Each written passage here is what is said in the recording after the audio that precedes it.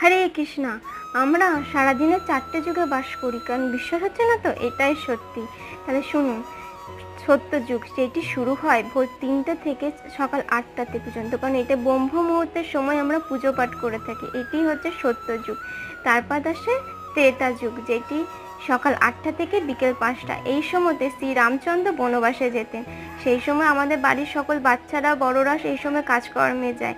তারপর আসে দ্রাপর যুগ, সেটি শুরু হয় বিকেল 5টা থেকে রাত 8টা অবধি, কারণ সেই সময় শ্রীকৃষ্ণ বাড়িতে ফিরতেন আর মা যশোদার কাছে তিনি আদর খেতেন। সেরকমই আমাদের বাড়ির সকল বাচ্চারা সদস্যরা এই সময় বাড়িতে ফিরতেন, আর আমরা সেইভাবে সকলের সাথে আনন্দেই দিন কাটাই।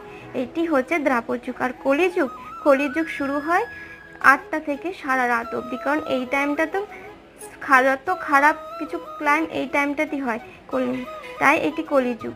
হরে কৃষ্ণ, রাধে রাধে।